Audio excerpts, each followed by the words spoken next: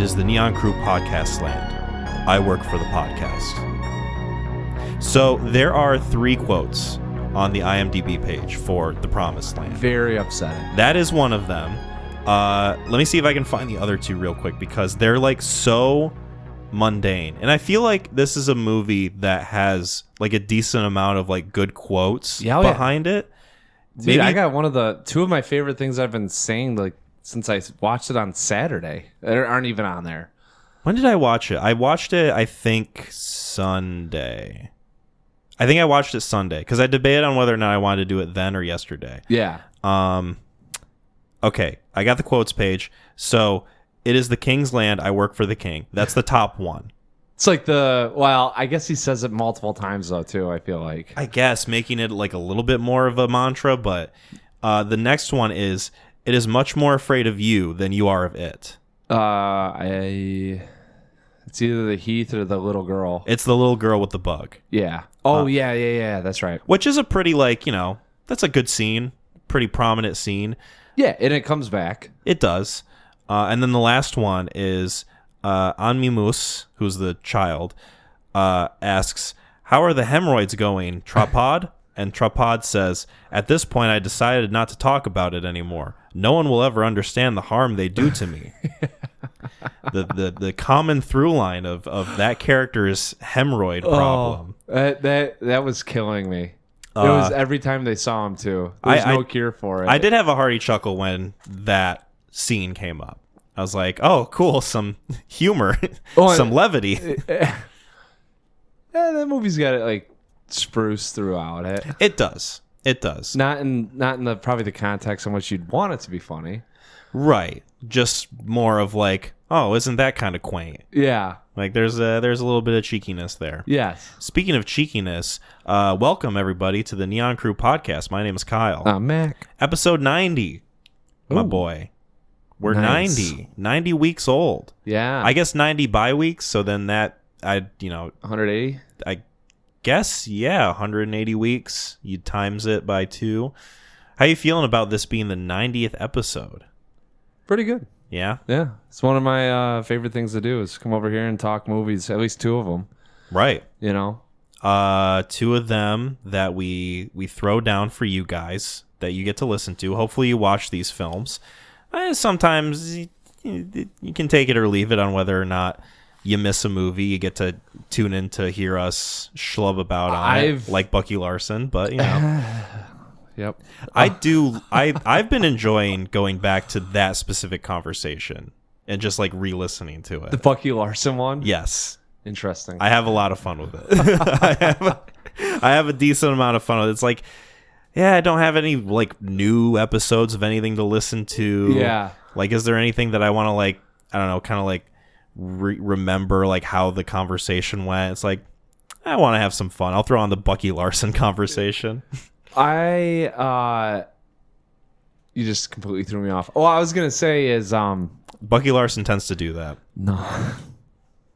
Throws you off of the roof into the pool. I really haven't thought about that movie since I've watched it. I think about it every day. I think about it every time I wake up. No, these are nice. Like I've caught myself because I listen to some other movie podcasts, and I like to go through when I watch a film for the first time to hear what they had to say, whether it was X amount of months ago, years ago, or even recently. So I do like that. We tell people to check out these things, and then when they watch it, they can hop in and listen to us. So even if it's you don't want to hear the 2.5 hours, you get 40, 50 minutes at least to hear one of our movies that we get to review. Exactly.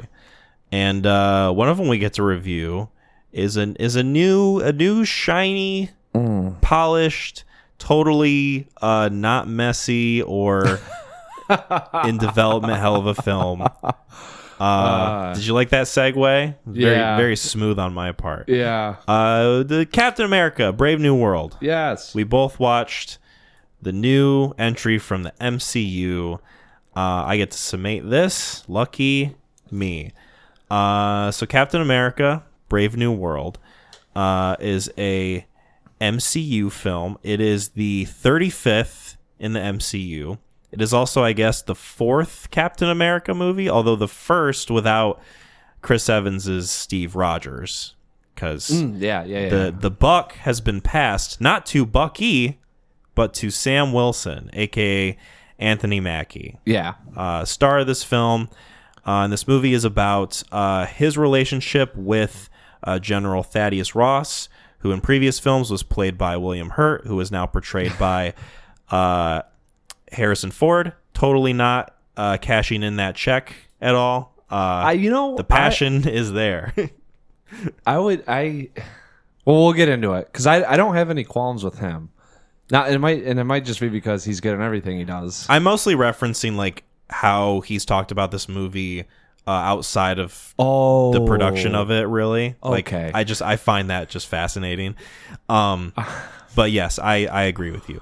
But this movie is about their relationship. Thaddeus Ross is now president of the United States, and he wants Sam to restart the Avengers, kind of form the team back together. And Sam's unsure about how this relationship between the two is going to go. Right, and like given the past sort of adversarial, dealings that they had to go through with Civil War and the Soviet Accords or whatever, Sokovia, I think that's what it's called, right? So easy for me to lose track of this shit, especially when we're 35 movies deep. But tensions rise when one of Sam's friends, Isaiah, gets sort of like Winter Soldier activated and tries to assassinate the president. This causes the president to become paranoid about everything around him. Relations with Japan and this sort of treaty he's trying to push through is starting to fall apart. And meanwhile, there's a shroud, a shadow behind the scenes that is pulling the strings of everything. So that is Captain America: Brave New World. Spoilers for this movie, although I will say I'm not entirely sure what could possibly be spoiled that would lose value for someone who hasn't seen this movie. I feel like this is one where if you were to just kind of remove this from the continuity, would it really have any sort of impact on the greater narrative of what they're going for?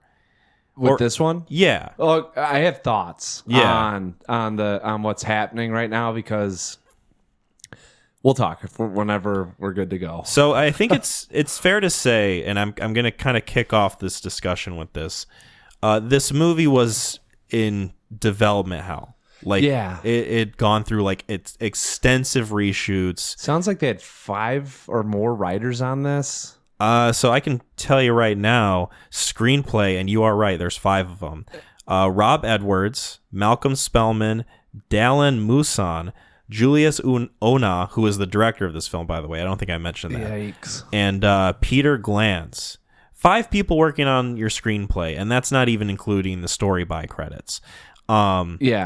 Is quite a lot, especially when you have a production like this where even people who are like in the general public know that this movie was fraught with like rewrites and reshoots and like they had to retool a bunch of things. At one point they were going to have a character in it that was like an Israeli like former Mossad. They retrofitted it to make her into like a Black Widow character. But still kept like some of the Israeli attributes or whatever. Like, I don't fucking know. I thought she was Russian, but it makes sense. It was a whole can of worms that they kind of had to like go back through and scrub, among other things.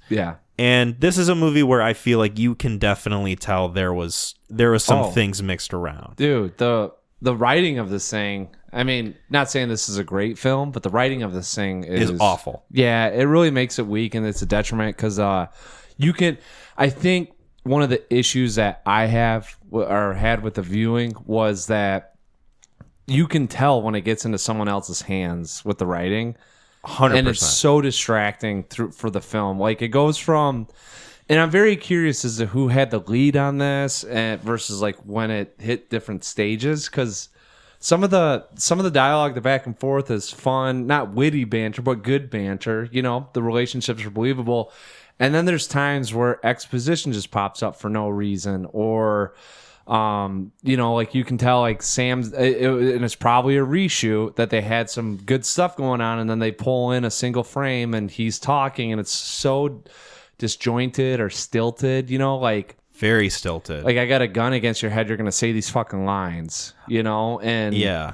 I watched The Marvels not that long ago. Probably like was that the less than half a year the ago. all-female cast? Yeah, and that's the one with the three main heroes: Captain Marvel, Miss Marvel, and then I don't know what the other one's name was, but there's three of them. Okay. And that movie wasn't like great. Right. I kind of was a little bit warmer on it than most people were, but I think that one had way more of a consistent tone of like just like, yeah, fun, kind of like bouncing back and forth between the characters in that movie versus this, where the sort of thing it's going for just doesn't feel consistent or specific enough. There's times where it wants to be, you know, very like kind of espionage centric, kind of like spy thriller sort of what they went for with Winter Soldier, which is my favorite Captain America movie. I'm trying to, the second one? That's With the second Hydra one. Yeah. getting involved? Okay. And Bucky comes back. Yeah. Whereas, you know, they try like, oh, we're going to go for like big budget, kind of like the superhero stuff that you expect with like the flying jets and the Red Hulk and all this stuff. Yes. Then we're also going to go for like kind of sort of goofy, whimsical, like Blue Beetle-esque fun with like him and his buddy Joaquin, the Falcon, who's like the new Falcon, who's kind of taken up the mantle. It feels like there's so much about this movie that they did not really get to expand on, or like they included because they felt like they had to. It feels like such a jumbled mess of like all these different things that never feel like fleshed out. Right. I agree. To some extent. So I was talking to my friends about this. You know, you have Iron Man, maybe the Incredible Hulk being the very first Marvel movie, right? Yep. That gets credited for starting phase one. We'll talk about how this movie pulls a lot from the Incredible Hulk. Yeah, it does. Later down in the conversation. Yeah. I just wanted to throw that out there. Yeah, more so on timeline, because I think what they're experiencing, and I really think this is it's really like a first time thing in my opinion on this, is that they're starting, like, let's say phase one ended with Endgame, right? So one of the issues that they have is now everyone is expecting Endgame, right? So you're combating that with all these Marvel movies that are coming out, where I'd like to see how Captain America, the origin story, did versus Endgame, which made the third most money in box office, right? And see how much money they made versus what they're making now. And then with phase two, I'm going to call this going out, starting up the next, what will end up being the end game with, I think, maybe Doctor Doom or... Yeah, it kind of seems that way. Right? This essentially is what Captain America, the first one, was. This is an origin story. The issue that you have is that there's so much content out right now with what Disney has produced that there is this middle ground that they're tweening on between origin story and you already know. Yes. And I think what we saw with Doctor Strange and the Multiverse of Madness was that they said everyone's watching and keeping up with this content. So when we hop into that, the Scarlet Witch, or what's Wanda? Yeah. Right? Everyone's going to know her backstory, and we'll just keep running it out. This is going to be the cap off to the series that was on Disney Plus, the series. People don't watch that. So you go into that thing, like a fan like me, I happened to watch it, but it was a long time. I didn't remember stuff. If I hadn't seen it at all, you're completely lost. Right. Right? Now, they've had a Captain America and the Winter Soldier series come out. They've introduced Sam. There is an origin story for him. But yet, if they realize, all right, if we don't explain and kind of keep up with what he's doing and introducing him as the new Captain America and what he's going to kind of be exploiting, right? We're going to have issues with audience members again. Right. So I think what happened is they have an origin story here, or at least trying to, with this being the first part of the initial round where it's going to be Captain America and the next three other ones that they do, right? Or maybe Thunderbolts is going to be another one where we get the initial cap off or the initial opening salvo with them going out. and they're gonna have to they're gonna have to maneuver around the lines of people that know and people that don't know. And I think it's a very interesting spot for them to be in. Because like what I notice in this is there's so much exposition going on, but also there's hey, you guys should know too, so we're gonna give you just enough. And what it does is it really makes a janky part of the process with your first act. It feels like the movie's kind of at war with itself. That's what exactly, because it's like I need to explain to the audience members that don't know, because we recognize that there are going to be people that this is their first one, and we really want this to be like, hey, if you're an 8-year-old kid and you come into this, you kind of don't need to know everything that's happened previously, right? But also, if you're a seasoned or a veteran fan, you're going to be annoyed and kind of like you're going to feel like you're a little insulted that we have to spend all this time and keep recognizing these things going on. So I think they're in a really fascinating spot. That, and they've already set the benchmark with Endgame. So it's really, they're up against the 8 ball with all this shit. Right. And I don't, if they don't live up to expectations, like I don't know if they'll keep falling. But my big thing, kind of correlating with what you were saying, of like they're trying to sort of like reintroduce the idea of an origin story while also like retaining the audiences that might have watched Falcon and the Winter Soldier. Yes. I feel like when you do something like that, you have this tug of war of we don't really know what to do with Sam's character to make him stand out and to not make him like boring or bland, because what this movie feels like is it can never consistently get a hold on like who Sam Wilson is as a character. It was a bit easier to kind of quantify him when he was Captain America's sidekick, because like, yes, this is his label. This is his role. Right. He's the Falcon. He's, Captain America's new BFF along with Bucky. They're going to sort of form the team. He's going to be like this sort of like dynamic that gives Cap a little bit of realism. And then when you sort of take that idea of, okay, Anthony Mackie is now going to be Captain America. Yeah. It's like, maybe we should take the sort of narrative risk to sort of like flesh him out, give him like a new sort of angle while still retaining the semblance of his character that people liked. That way it feels like, yeah, there's someone behind the suit in this. Because to me, Anthony Mackie in this movie feels very blank slate. I can't really describe to you like what his personality is other than conflicted hero. Like that's kind of just it, right? Yeah, to some extent. I mean, because like if I'm Anthony Mackie and I'm someone who's pro Mackie, like I like him. Pro Mackie. I am pro Mackie. I like Get Mackie. That shirt. Right? It's a good term. Yeah. If I'm him and I'm watching this movie, I'm thinking to myself, they gave me nothing, in this film. They didn't make me look bad, but they didn't make me look like someone who can like carry a film. And I don't think it's his fault. I think it's the movie and how it's structured and like all these different things going on, being thrown to the wall, not really given any juice. But like, I feel like he's just kind of left to dry in this movie. I will say, I think their idea with him taking I think the fight between him and the Hulk was supposed to be that what they envision as the overtaking. So while not emotionally and character driven, right? I think their eyes, it's we're besting the villain. Mm-hmm. We're going to show this incredible power and feat. I think they needed to get that battle scene right, and I don't know if they did. But also, they touched on a lot of themes, and that's why I'm saying to some extent, there was an angle that they could have taken with civil rights and exploring a little bit more of kind of how, unjust America's been with African Americans, that I thought they were going to go with, and a little bit of the political turmoil we're seeing right now with the world going on. I thought they'd explore that a little bit more.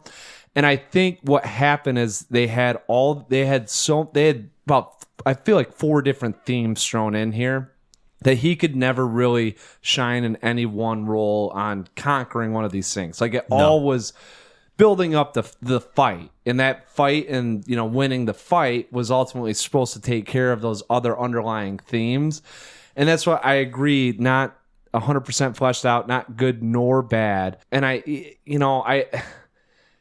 That's why I guess I say, it's not. I guess you're. I mean, I'm agreeing with you. There's There's tinges of this movie where like, okay, there's different things being kind of like touched on, and me not having watched Falcon and the Winter Soldier, I'm wondering like, okay, maybe some of these were already like covered in that show. To me, the biggest through line with his character is he didn't take the super serum.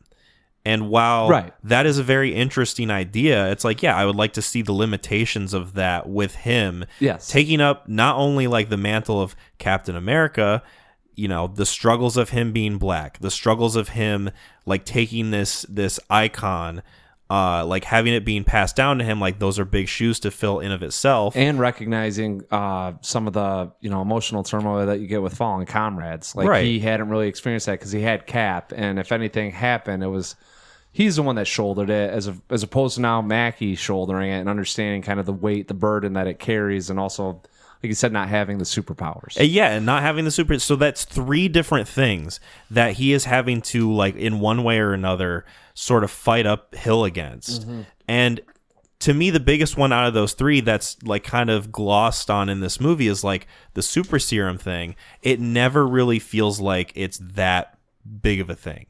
Like it never feels like, okay, this is like really kind of like challenging him to find ways to like overcome these obstacles. And he mentions it like 2 times. And yeah, agreed. Because I didn't even really think about, I had no idea. And the second time is an offhand joke that he says. Yeah, he's like, I wish I would have taken that serum now, as he's laying on the ground after he got in the fight. Right. Yeah. Agreed. The limitations of his character never really... they never feel like limitations like one of the cool shots that I remember is Iron Man and going against Captain America, and Captain America's holding the shield, and it's like this is the first time you've actually seen a struggle, and it was Iron Man like fighting him, right? And kind of like getting pushed to the absolute brink of what might derail him, and I don't think there was never like once where you're kind of feeling like he's in over his head. And yeah, I agree. The closest you get to that is when Red Hulk has him by the head and like starts kind of squeezing. Yeah. But that scene is over and done with like pretty quickly. Right. It's resolved like right away. Well, and you get the fighter jets. Like there's him in the fighter jets, and they're going against the fighter jets. It's like, okay, this is all the suit. I know that he's got to be the one maneuvering it. He's got once again, he's got the what is it, the vibranium suit or whatever. Yeah, he cuts through a wing. He's beating up bombs. Like it's just kind of if you're gonna want to highlight a little bit more of those limitations, at least make the character more realistic. One of my favorite scenes in Spider-Man Homecoming is we're at the 35th MCU movie. Is it okay if I like spoil it a little bit? Do I have your permission? It's not like a story. Oh, how about this? If you're listening, right? If you haven't seen it and you're listening, you can pause it or skip ahead 30 seconds, 40 seconds. Cool. The scene in which Tony Stark takes his suit away. He's like, you're not, if you need the suit, then you shouldn't have it. Right. That iconic line. Yeah. When he takes the suit away and Peter Parker has to go back to like his old sort of digs where it's like the hoodie and like the makeshift mask and everything. Yeah. That to me is my favorite part of that movie because it's him honing in on the limitations, owning them, and making the best out of what he can with them. Right. He doesn't have like the metal suit. He doesn't have like all these gadgets. He doesn't have Friday in his ear telling him like what he can and can't do. It's just him. Obviously, like he has his power still and he's super fucking strong, but like there's a limitation there. Well, he's going back to being at a rudimentary state. Yeah, and that's the sort of thing that I think was missing from this, especially if they're going to have like the lack of super serum be a thing that they touch on. It's like, okay, well then fucking show us. Like show us that this is something that means something in this movie. Yeah, because he has a really deep conversation with Bucky at some point, and it's Congressman Bucky. I mean, I'm curious. I'm curious as to some of what's going to happen next. I mean, I kind of want to see where these things go, and we got Thunderbolts coming out. I'm not dismissing any of this, and there's no fault that I will credit it to until I start seeing there's more writers and stuff and more reshoots going on with all these things. At that point, I will be like, But yeah, they have that conversation, and it's supposed to be heartfelt and meaningful. But like, it's also listen to them talking. Like, okay, it's got to be bad if I haven't realized that the guy doesn't have super serum, right? Yeah. Like, don't you think that's kind of like you should be seeing a little bit more of this? Yeah, with the vibranium suit and like everything that he's done in this movie, it doesn't really matter. No, it doesn't. It's really, and that's where that's why I'm glad you're bringing it up and these limitations that he has as a character is because you like to see some of these flaws in these guys. It really gives them some genuineness, some authenticness. It feels like a missed opportunity, especially when you think about all of the different uphill battles Sam Wilson has to face. Yeah.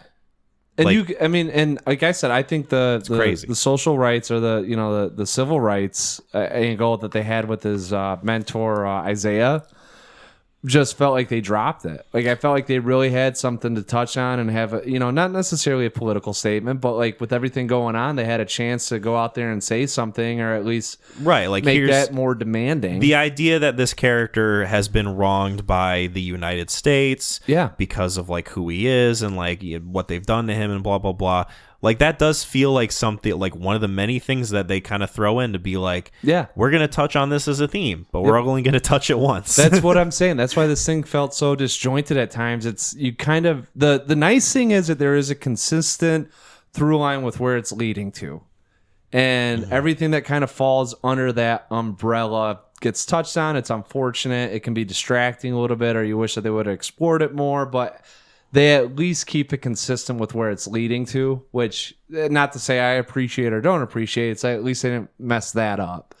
But there are several things that they kind of that makes you question, like the Israeli or I don't know what nationality she was, but they don't really specify. I don't think they maybe say Israeli one time, but they more so focus on the fact that she used to be a Black Widow. Yeah, and that kind of gets thrown out there, so you got to imagine that it's going to come back. But like, is there foreign infiltration in the White House? Like some of those things with just what's been talked on or what's going on or what we've seen in years past with Russian spies and all that. Right. I think there's just, and I'm trying to come up with a little bit more that I could remember because I feel like there was like 5 or I say 5, but like up to 5 like kind of heavy themes that they could have leaned into, and instead they just go with generic. Right. There's the idea that the United States government has wronged these people in some way, whether it be Isaiah or Tim Blake Nelson. Yeah, whatever you want to say with genetically altering. There's the idea that Thaddeus Ross doesn't have like the greatest relationship with his daughter. He's fucking past. He's trying to change, dude. Okay, I have to say it because one of the most into this, I was thinking, all right, I'm on board. I'm just gonna throw everything out the window. Like, let's just have fun with this, right? And ultimately, it was. I mean, I had some fun with it, but news outlet going on. Okay. And I really like when they have like media presentations that do some exposition, and that way it's not just coming back and forth from the characters. And they go through all the stuff. They kind of give you like the debriefing on everything that's happened. And it's a nice little, like, as the camera's kind of panning away from the TV. And then the friggin' anchor just goes, and Thaddeus Ross is also having troubles with his daughter, a mended relationship he'd like to mend. One that's on the fritz, and he'd like to, get back to having her in good spirits. Only time will tell. And I'm like, no fucking news outlet says that ever. Right. No one even touches any emotional depth if it at all comes especially up to not after they showed news footage of the Hulk destroying Harlem. And why is this such a touching point? Why do we even have to focus on this? I felt like it was a member berry thrown in there. It's an element of the Incredible Hulk movie that, like, one of the many elements that they've carried forward from that film that they felt they needed to include in this. But it's too much. It's a lot too much. You could have just totally not had the daughter, like the Betty Ross thing in here at all. No one cared. Literally no one cared. I literally said to Megan after we were done watching it, because in that scene where, we said spoilers for this movie, right? Like we can. You're good. Yeah. The scene in which he gets the phone call from Betty Ross. Yeah. Like right before he turns into Red Hulk. Yeah. I looked over to Megan and I said, I wonder how much they paid Liv Tyler for like just a voice God. role. And then of course later she shows No, you up. knew she was gonna. Because I was thought to waiting myself, for like, it. they wouldn't use like an AI voice of Liv Tyler, right? Instead of like just actually getting her. And then she showed up. I was like, okay, it was her on the phone. I honestly think that this thing, like, it's turning into, hey, remember when we got Tobey Maguire and Andrew Garfield?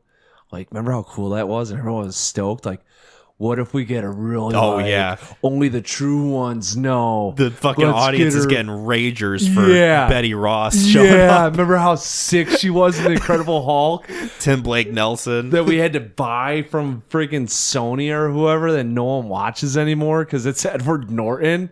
So since we're on this train now, with bringing elements from that movie into this, Tim Blake Nelson as, I think his name's Leader in the comics, but I don't think they say that in the movie. Yeah. He's like, now green, evil, super genius guy. Yeah, fucked up head guy. Sucked as a villain, right? Can I just throw that God. out there? Was just I'm not good. I'm not gonna knock him. It's The presentation was whack. It like all of it was just bad. the reveal of him is way too early. He looks terrible. It's like, okay, I will say this. I was very happy that this wasn't We Have to Save the Universe. I was very happy that the galactic empires aren't striking down on us. There's like some interest in the idea of, there's this master manipulator behind the scenes who's like causing like international conflict between nations, but it's not like fucking Thanos is snapping his fingers again. So the stakes are drastically lower than what they usually are, but Which in a way heightens them. kind of until he pops up on the screen, Makes them a little grounded, yeah. and you've got this like, I wonder who's leading the charge, and it's once again, it's hard to go back from where they've come from, right? The mastermind, super weak villain that can only come up with computations and organize everything, like it's weak sauce. You got the Red Hulk in this thing. It's and uninteresting. that's what I'm. No one. I will. They messed up showing freaking Red Hulk in the trailer. Think of They how showed him everywhere. He's in like all the fucking posters. He's all over the marketing of this movie. I think they're like, no one's showing up to this. Like, if they didn't introduce him and show the world, I don't know who's coming. I don't even know what this thing would be about. Right. Because they don't even label it as an origin story, which is another, and not to say that they label it, but like the marketing's got to be of. This is supposed to be like, this is a celebration of Anthony Mackie as the new Captain America. He is taking over the helm. Yeah, and like, what do we have to offer him? It's like this kind of cheeseball dumb villain from like almost 2 decades back who wasn't even a villain in that movie. Yeah, he becomes one, and then it becomes like a political like sort of espionage, but it's also still very much not that. This movie's very Manchurian Candidate, where there's Gesundheit. you got strings behind the curtain, right? Who's operating who, or who's in the trailer? what? He says, "Who's playing who?" Oh, does he? Yeah. Yeah. And I liked it at that standpoint. It's just a lot of confliction because, I mean, I don't know if it's supposed to be like a juxtaposition or what they're going for you have the brains and the bronze, and we're going to heighten both of these things to make them, but it never felt elevated enough to really pull or have that tension where you're concerned. And anybody who, I've seen the Louis Leterrier Hulk movie, the 2008 Hulk movie that this movie's taking a lot from. I didn't really give a shit that it was like Tim Blake Nelson coming back as that character. Okay. So I can't even imagine somebody who hasn't seen that movie watching this movie and going like, why the fuck should I care about this like green-headed Joe Schmo right now? He was even a throwaway in that movie. Exactly. You know what I'm saying? Like I thought it was fun. I kind of got excited. I was like, oh, cool. Like, let's see what he's got. And then it turned into nothing. I think I really got pissed off when they're doing the Navy SEALs battle. And, like that guy's like, oh, got a phone call. Got to see who's on the line. Oh, no kidding. It's feeding him. And then he's just there. Yeah. And I'm like, this kind of feels disrespectful to the army too, that just some civilian would walk up onto they should be training on training grounds, right? Mm-hmm. They're not just out there in some, side alley in Montana working like, hey guys, let's get the crew together and do some run through. Mm-hmm. Like there's a certain level of clearance, security ops going on that he just completely in broad daylight too. Not like he snuck, like he's literally walking through this rehearsal and just like, hey, don't worry. It's okay. I got to talk to this guy. Yeah, I know him. We go back. Pow, pow. The better executed version of this is Zemo from Civil War. Because at least Zemo felt like a mysterious force of like, you don't know really what his motives are. He's just causing all this shit. And then when you get to the end of the movie, it's like, yeah, he just wanted to like fucking see them tear each other apart. That's literally all that motivated him. Okay, there's a point in that movie. That's a great like, and I don't want to get fixated on this, but he is kind of steering the Winter Soldier, in a certain direction. It's like, well, how did he get clearance? But he's dressed up. He's got everything going on. He's got the garb. He's got the talk, right? Mm-hmm. In this fucking film, he had a sweatshirt on, and he's hiding his disgusting head. Like, he's literally out there in civilian clothes. Like, it's not even close to being like, I snuck in here.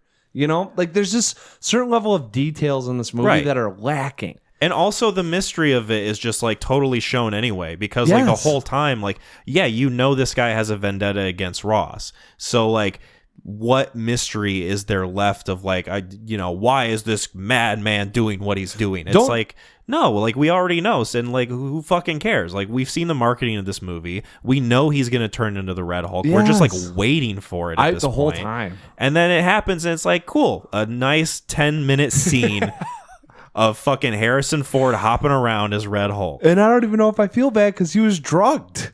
Like, it's like one of those things too where I'm like, he's not the bad guy and he's not a good guy. I just kind of feel bad. You know? It's I don't know what this movie, if you're going to like put the backbone of it like you're gonna watch Red Hulk. Yeah. Like, have him be throughout like a good chunk of this movie. Don't save it for like the end and have it be like this kind of whimper of a set piece. Or you build it up to the point where they need to have this fight. Like, the other issue I have is he leads off with, I want you to bring the Avengers back. We're on the same team.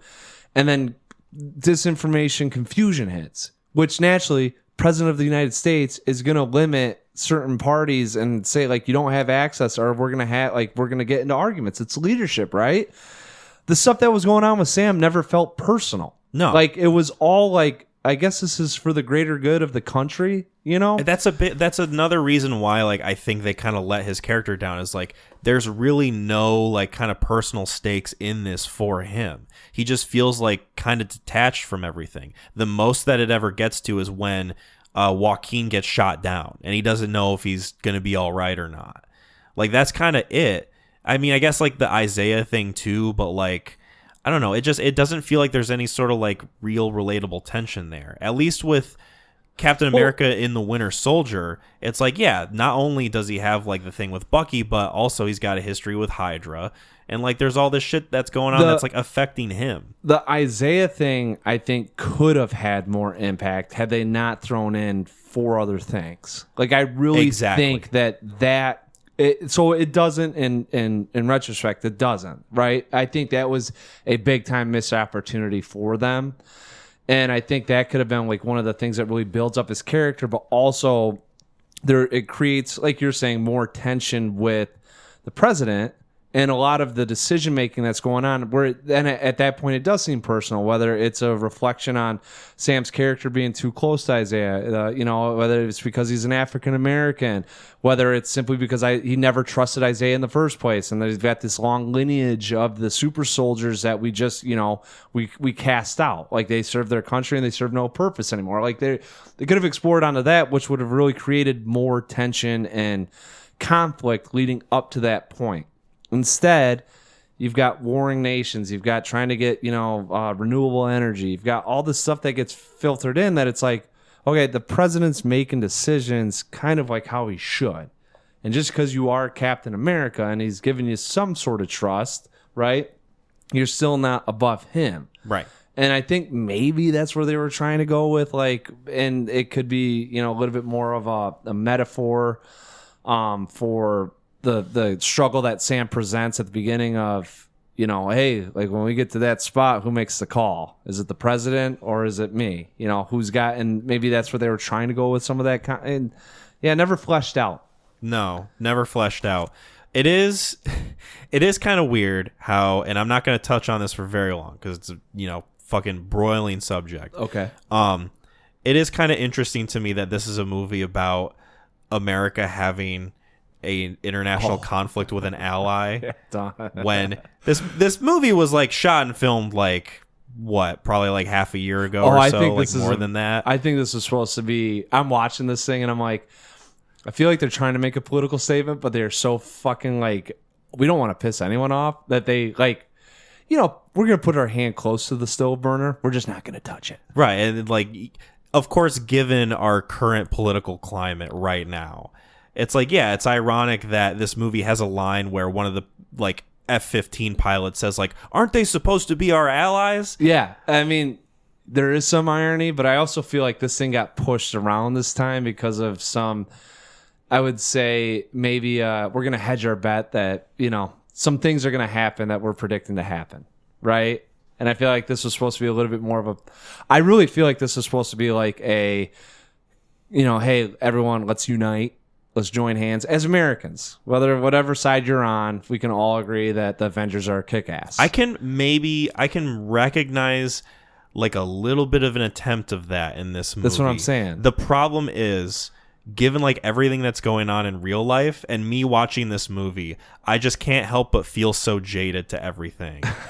in thinking to myself, like, how is this movie going to sit itself in front of me and like try to tell me that everything's going to be all right when I know that it's like just fucking bullshit. That's what I'm saying. They get close. I think that's why they dabbled on some of these things of even because the Falcon, I believe he's Spanish American, and they kind of, he's from Miami, so they're touching on some of the immigration stuff. Like, it just feels like they really were just they didn't hang the balls out there, as you'd say. No, I will say I did like him.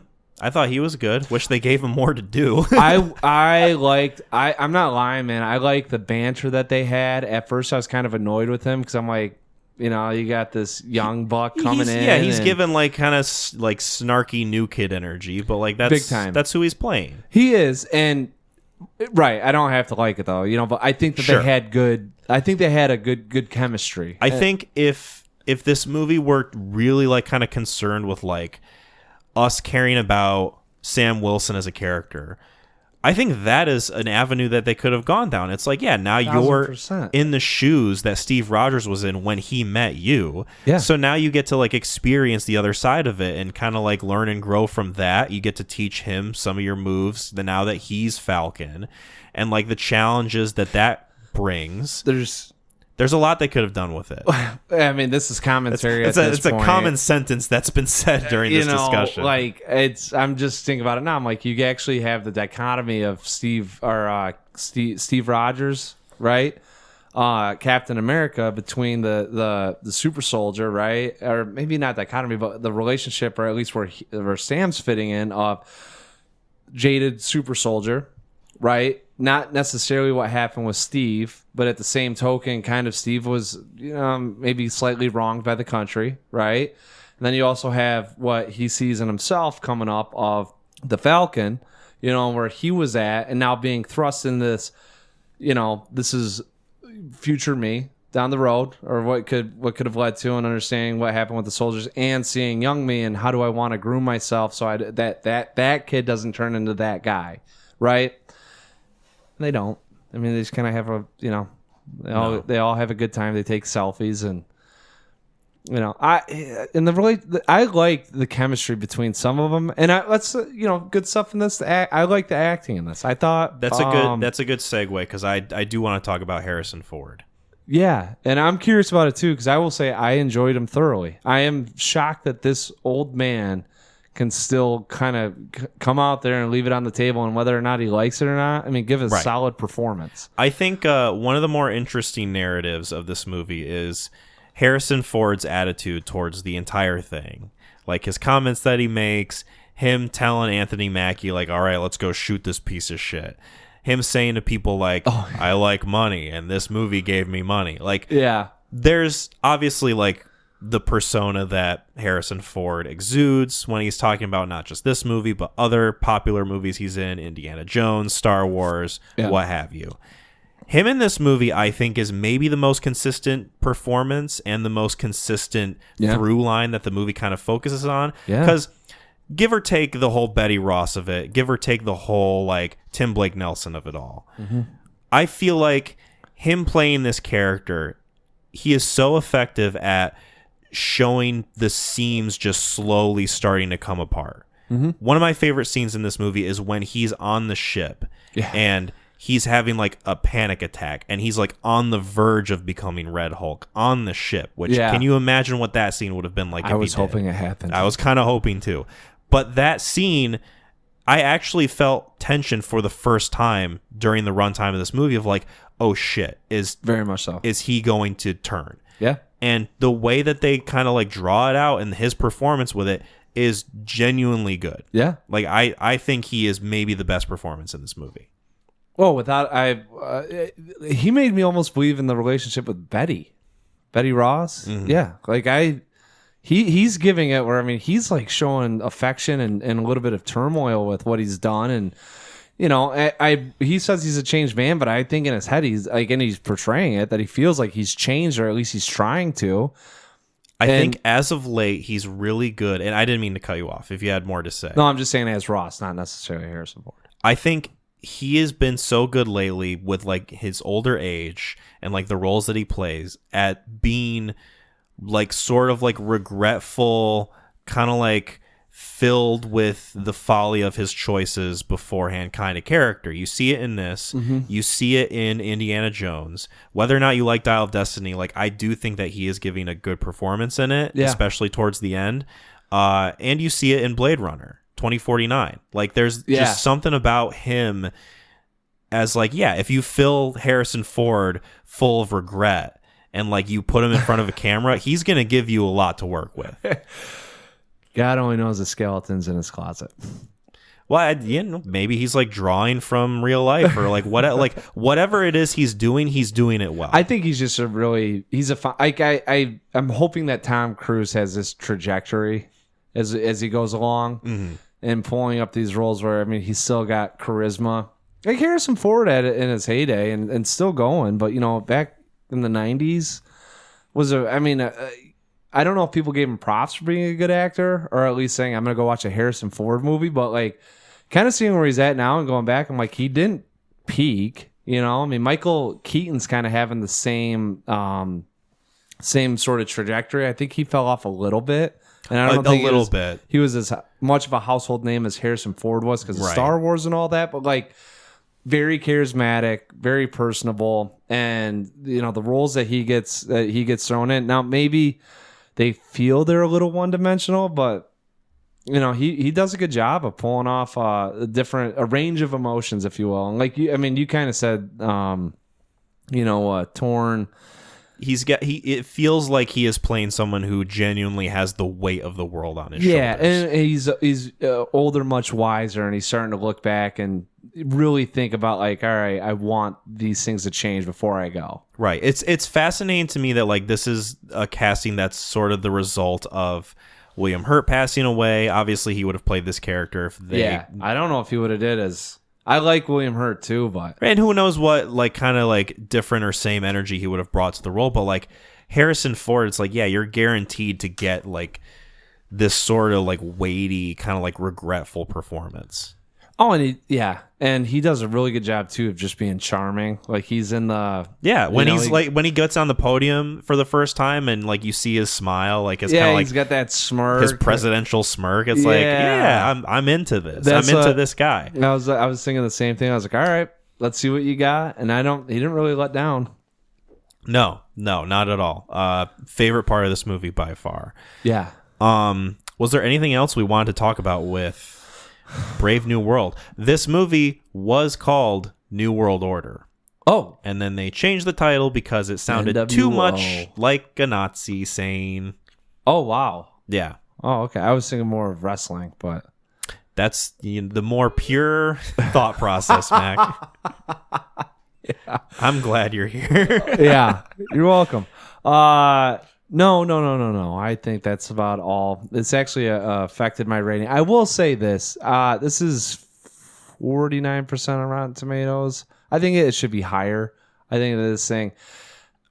I think that what it's going against, poorly marketed, and Disney. I feel like these things are kind of. This one gives me hope that they're at least on the right track in some element. And I will say, I feel like this is sort of also a product of, and since it's been in development for so long, I feel like it's more of a result of like, yeah, this is Marvel still kind of like wafting in the Kang of it all, the Jonathan Majors of it all, where they're like kind of at sea, they don't really know what to do. And this movie kind of really just feels like hopefully the leftover of that. Yes. Us going into Thunderbolts and Fantastic Four will maybe be signs of something new and fresh. Especially given that, the last two entries that we had, Guardians 3 and Deadpool and Wolverine, were like, yeah, these are a cut above the rest. Yeah. And this has elements of some of the old, elements of some of the old, and you've got other sides of it that are, like you said, development hell, 5 rewrites, 5 writers. Yeah. 5 credited screenplay writers. Yeehaw. I don't know. Now I'm like thinking about, my God, Thunderbolts has come out. Thunderbolts says, who cares? These things aren't going away. I just really, and I will say I like the fresh take with the espionage level of it, and making Sam more of a, not detective, but a little bit more of a, not as superhero-y as Captain America fighting a shit ton of aliens on top of, the Sears Tower. True. This movie doesn't feel as goopy as it could have. Exactly. Could have felt really goopy. I think they could have gone that way, and it pisses me off. And I'm wondering, like, all right, are the guys that got towards the end of this thing the one that made this a little bit better, or was it the original guy or 2 guys that made this, and then the others like, no, we got to goop it up? I think they should legally release the screenplay of this and color code in the font, like who worked on what. It's real. I agree, because this is one of the first films that I've watched where I've been like, I can tell when it's hitting different writing directions, and that is so bizarre to me. It was really like, did it take you out of the film when you? It's like a peek behind the curtain. It's like, I shouldn't be looking at the Wizard of Oz right now. Yeah, he's changing clothes and he's naked. Yeah, it was so. Yeah, it's just, I felt so. Yeah. I fundamentally a movie where you can easily see the patchwork, and that's wrong. That's bad. That's bad. Yes, I typically don't like. We can agree on that. Maybe I'm just clouded with like my hopeful, I hope that these things are going in the right direction. Your boyish wonder. I know. Well, you have the first 35, and it's like, God, not a lot of those ones are bad. The early ones aren't great, and then they found their niche in it all, and some of the charm of the films, and they really took off from that, and then you hope they can get back to it, and you just keep thinking, and then you see bits and pieces in this one. Now I'm just looking back, I'm like, damn it. Yeah. What would you rate this Brave New World? I'm having a hard time. I think I'm actually having like 2 conflicting people in my head starting to fight now. Oh, you've got a red Hulk and a green Hulk? Yeah, all right, I won't lie. I had this thing out of 7 out of 10. I thought it was very bland. It was kind of like, it's not bad. It's not great. It's better than some of the recent ones I've seen. The writing's not awesome, but I did like Harrison Ford in this thing. Anthony Mackie was all right. A lot of people say he's kind of personality free or charisma free in this thing, and I feel like he's got potential and he's got the ability to be compelling. It's just this movie is like, yeah, let's just put him in fucking handcuffs and tie him to the back of a car. Like, yeah, he's going to be taking on 4 different things going on, and he's going to be constantly on his phone. He's more of an administrator at this point. Right. Like he's running Avengers. He's not like Steve Rogers in the thick of it, the captain of the Avengers, Mm-hmm. It's more of an honorary title on this point. Right? And, it's like they just didn't give him. So I'm not knocking him, and some of it was fun. But now that after talking about it, it's like, okay, yeah, I mean, I can't pass over the fact that you notice the patchwork in this thing. Like, it's going down a quilt, and you're like, oh, that's new. You know, like, boy, the rest of this thing feels soft, and it's a little fuzzy still.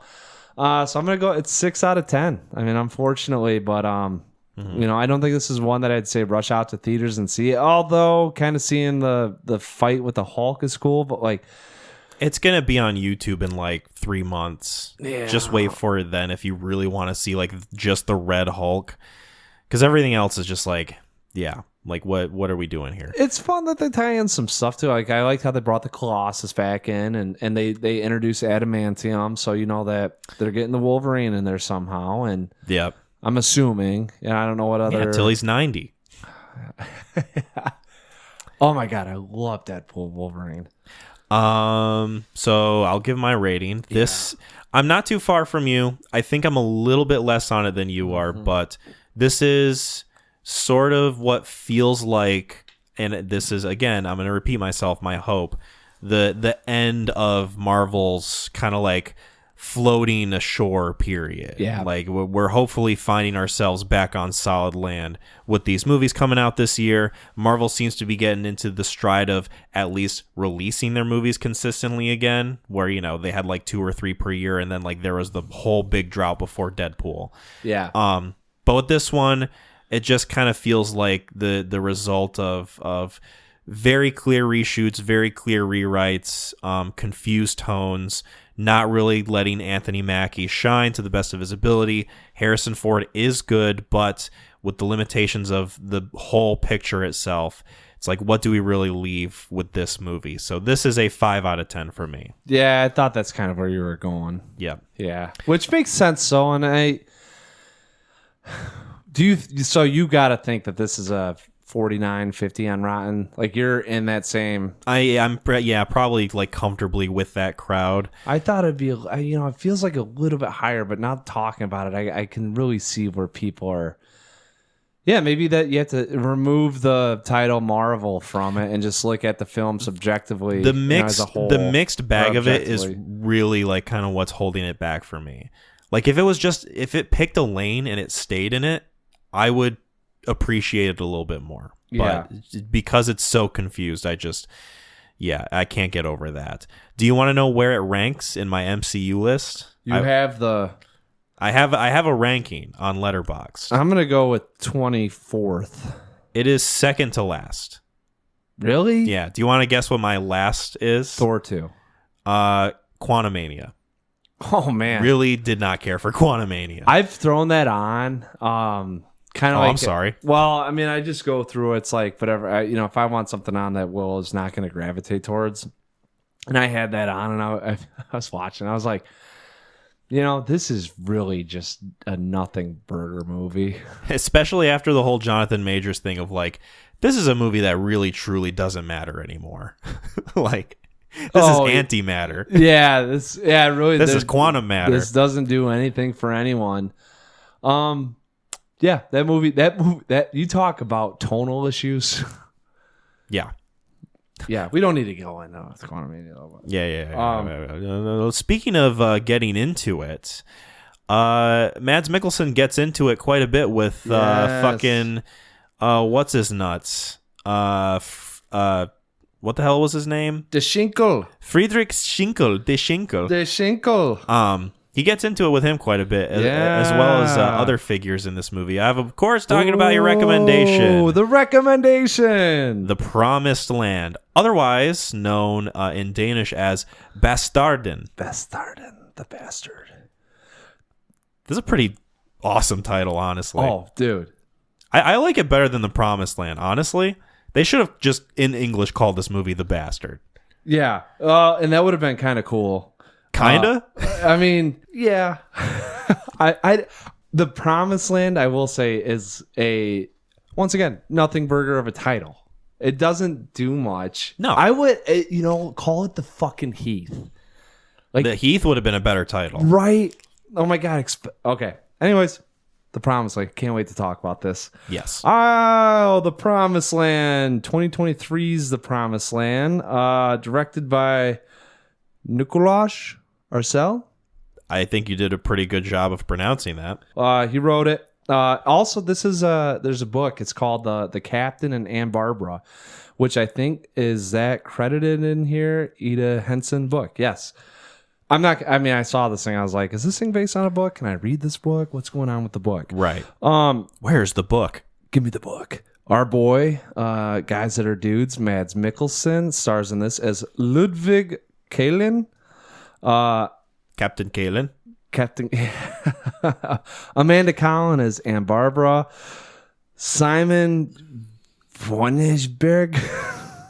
Frederick Deschinkel. Benebsberg is probably what it is. Yeah. All right. And then a whole bunch of other people that you probably wouldn't recognize. Hey, you got to give a shout out to my my boy Danish John Cazale, Gustav Lind. Yes, Gustav Lind as the preacher.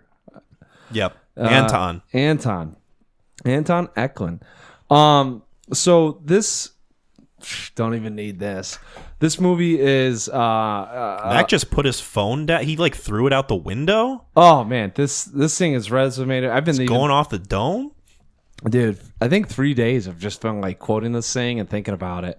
That's funny because IMDb isn't. Which bugs me. 3 quotes. 3.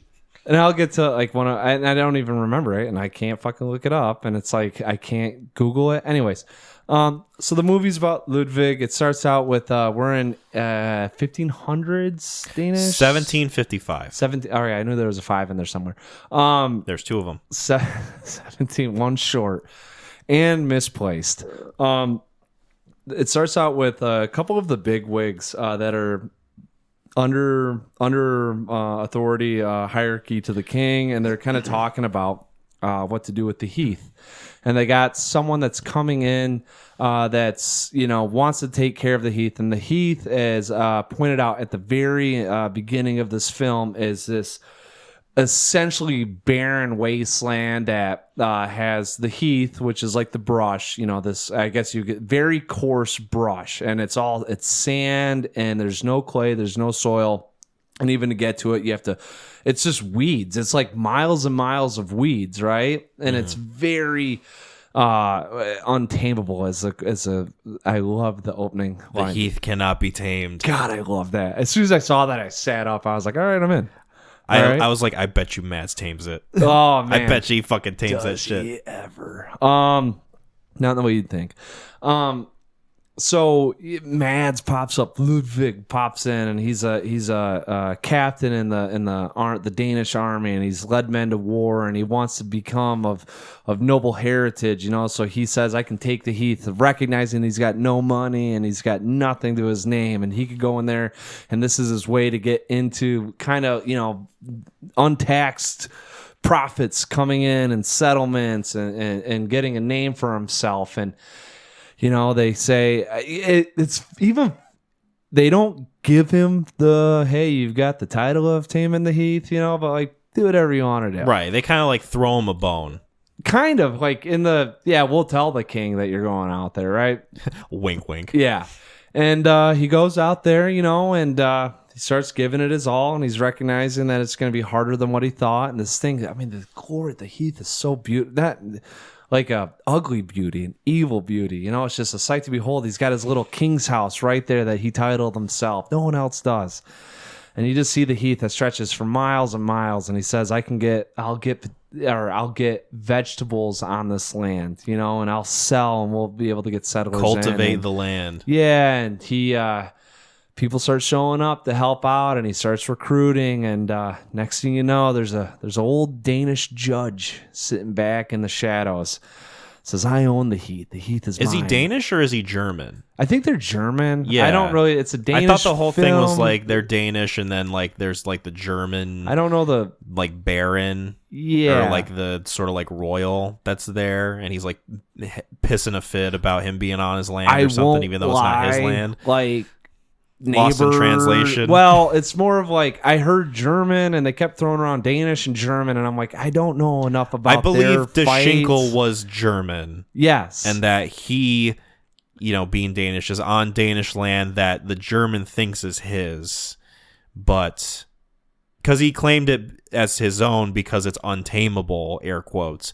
But Yeah, well, it's just like we'll have it. It's going to be mine. No one's going to go out there. But also, there won't be settlers coming in. It's not going to raise profit and butt heads with my area that I got going on. Yeah, he's an ignorant child. Well, and that's why I was like really confused because I'm like, all right, are they, and I know Danish being of the Netherlands? Is that? I think so. I was trying. So that's where I'm kind of like, the nationalities are a little confusing. I know Germany. I don't know where the Netherlands are at. I was kind of thinking that was Danish, but I don't know how close they are together and if they're touching like walls. And like, they kept going, I don't want to look over there and see you on the heath. And I'm like, you feel like you're 40 miles away from them. Like you can't see that far. I don't know how close are we. Are we talking like if this was a geographical map on the line or so? Anyways, we don't need to get lost in such details because this movie is just it's so powerful. There's a lot more to talk about. With this movie. The Schinkel actually is it'll be discussed. Yeah. So and it goes from there. He starts getting some people, and he starts butting heads with the Schinkel, and the Schinkel's going in saying, "This is mine, not yours." And Mads is saying, "It's the property of the king, and I represent the king, and the king's giving it to me." And we go from there. Spoiler alert for The Promised Land, aka The Bastard, aka Bastarden. Bastarden. I do like Bastarden. I wish they would have left it as Bastarden in English. Yeah, I do too. That would have been we would have gotten what it was, trying to get across. Yeah, right. Like we can all agree, The Promised Land's the weakest link out of all the names. It'd be like for The Sandlot if they chose Boys of Summer. Like yes, that would have been like could have had a few bangers here, but you chose that one. No, this is a. Where do I start with this? Because it's one of those movies where I threw on, I get like 10, 15 minutes into it, and I think to myself, like, fuck yeah, Mac, this is a great recommendation. You're welcome. Immediately was locked into this movie. This is so gorgeous to look at. Mads Mikkelsen is doing everything that he does chewing the best. Up. Like, not even like with his dialogue. Not even just his dialogue. Like, the way he cried. Can I read you my Letterboxd review for this movie? Oh, don't say out the score. I'm not going to say the score. All right. I'm just going to read what I wrote. So it's a bulleted list. So this is what I said. Mads is excellent when he gets to, and here's the list, fuck, cry, shoot bad guys in the head, stab some evil motherfuckers, wear a sick coat, grow potatoes, basically do anything. I mean, he's Mads Mikkelsen. Yes. Like, this movie lets him fucking play. Yeah. At, like, everything that he's good at. And the movie is all the better for it. With, like, this backdrop of the heath and, like, this 1755, like, old Copenhagen setting. I think it's a combination of like everything I love to see him in. Yeah. It's a combination of like just what I want to see in a movie in general. Yeah. It's just like, this is like really fucking gorgeous. The story is like, it's tight. It's a period piece, but like you get it, you understand it. The characters, while they might not be like the most fleshed out, it's like, you get what this person represents. Well, and it's you're in 1755, so it's not like we have to have a range of emotions. No, and that's what I'm saying. They like, haven't even found. It's perfectly what this movie needs. Plumbing. It's like right, and like. You get so much from so little. Yes. I think when it comes to the performances in this movie. Dude, without a doubt. I mean, and everyone plays their part and they play it really well. Like they all, and it's kind of funny. Like in the movie, they fill a role, and within their characters, they fill the role. Mm-hmm. Like no one is like, I'm going to go above and beyond, besides maybe the Schinkel, but I thought he was fantastic. About like, hey, like I'm going to try to outdo you. Right. Like, and that's a part, and even it's almost like Mads is like, I'm going to do less. I'm going to outdo you more by doing less. Well, it's like the scene. So the opening sort of scene when he comes in and he's addressing the court, and he's got like his fucking raggedy coat on, and you just look at him and you can tell what this guy's story is in like 5 minutes. Dude, like that scene plays out. It's like, okay, I know what this character is about. I'm iron-hearted war hero, right? Like, I've sacrificed everything for my country. I've seen too much shit. Like, I don't have PTSD, but like, also it's made me callous. And he lives in a poorhouse. Yeah, because they start out with him like being in that poorhouse, right? And he, whatever reason, I was like, I'm gonna fucking take that heath on, motherfucker. Right. It's like, yeah, you can, you know all you need to know about his character. And I think he maybe says like 6 words or something It's like the that. King's Land. I'm a war hero. Like, and like, yeah, I can't even remember what he says because he literally is like, it's the King's Land. I'm willing to take it on, and like I can grow, produce out there. Yeah. Right. Like, it's so effective in the way that it introduces his character, effective in the way it carries throughout the entire film. Yeah. He's so consistently good in this.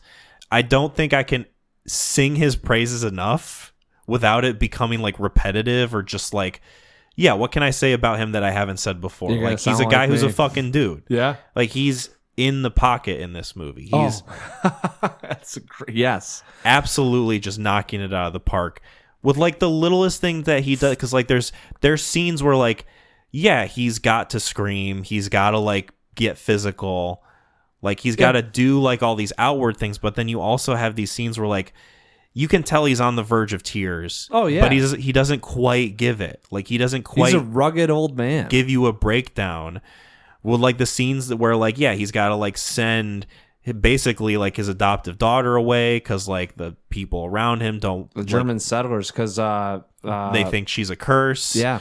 Like, there's all this stuff going. Like, how pissed he is at the Schinkel when he comes and he gives him the bag of money. Like, all these different micro scenes of like, yeah, we're getting like 50 different emotions and like an expression. Old curmudgeon, I think, is what I'm looking for. And that gets his heart turned, warmed up just a little bit. Right. This is sort of like the Danish Scrooge story. A little bit. A little bit. Yeah. I don't know who Scrooge fucking assaulted and A Christmas Carol, but yeah, well, you could have like stabbed a few people in the throat, pushed them off the pier, hid them in the water. You never know. Oh my god, I was hoping like in that scene he's gonna like rub mud on his face and go. No, it's just completely go full Rambo. Yeah. But even better yet, it's completely calculated, like strategic. Like war. Like, this is what we do if we found an outfit in war. We're just gonna hide in the shadows and. Close. One of my favorite things about this movie, spoiler alert, I love this movie. I think it's great. Yeah. One of the many things that I appreciate about it is just the character relationships. Yes. I feel like a lot of movies are afraid to get into the emotionality of the relationship of characters. They want this sort of like mystique for the audience to read in, to where like, oh wow, this person does feel this way about this person, even though it's like taking us this long to get here. This movie, and maybe it's like the whole language barrier of it, obviously I don't speak Danish, I don't speak German. There's subtitles. There's subtitles. I feel like this sort of like raw nakedness of the subtitles lends a lot to the idea of this being a very emotionally driven movie and not being afraid to show it, and it not downgrading it in quality at all. No, and I've been thinking about this movie quite a bit just because, it's fantastic. The Heath, I feel like it's an allegory to, it's Mads Mikkelsen, and it's we start out with Mads, in this completely downtrodden stage, and we learn about his relationships with the others around him where he's completely shut off, iron-hearted, right? And that's the Heath is that it's untamable, right? And like him and his affection or emotions for other people, untamable. He won't ever have that connection. You can't cultivate anything from this guy, right? And it's funny that as the progress with the Heath goes on, and he gets more and more, like you said, cultivated. We start getting potatoes out there. It's the seedlings into his heart, and you start seeing he starts to become a little bit more tameable. Right. Whether it's the Ann Barbara relationship, what's her name? Anna Muse? Something like that. The pronunciation was a little bit hard to lock down sometimes. And the spelling. Anmi Moose. Anmi Moose. Yes. But, like, they said it so fast. It's like, what did he just like hiccup? Like what did he say? Well, and then I'm trying to read it and there's a fucking Y in there. I'm like, what are they? That doesn't read. This is some Danish treachery going on. Yeah. Also, sidebar too, I love how this movie treats the reveal of it being potatoes like it's a mic drop. Like, oh, big time, right? Like you're in the theater going like, it's potatoes. Not to pat myself on the back, but definitely called it out. Like, I think anyways, so the heat, it's a definite allegory, which to me makes the writing even that much more better, as we have this like, who the hell cares about the heath going on? It's one of those films you get to look back on and you kind of think about and go like, oh no shit, at least for me, with it being, really relatable to where Mads was at as he's developing and kindling these relationships with others, that it's both are in reflection of where he's going, right?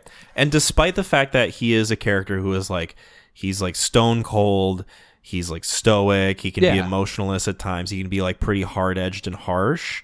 There's a quality about him that I think people in this movie recognize as like, there's a warmness to this guy that after a certain point, people aren't just showing up to be a part of the land. There's people in his life that come and go because of him as a person. Yeah. Like Omnimoose, after a while, obviously just wants like a stable parental figure, finds it in both him and Anne Barbara. And Barbara is looking for someone warm and nurturing after her husband gets killed. Yes. In a very brutal way. Even his friend, another one for the pretty girls. Jesus Christ, Your Honor. You no longer have the crowd. Even his friend Anton. Shout out to Danish John Cazale. Yeah.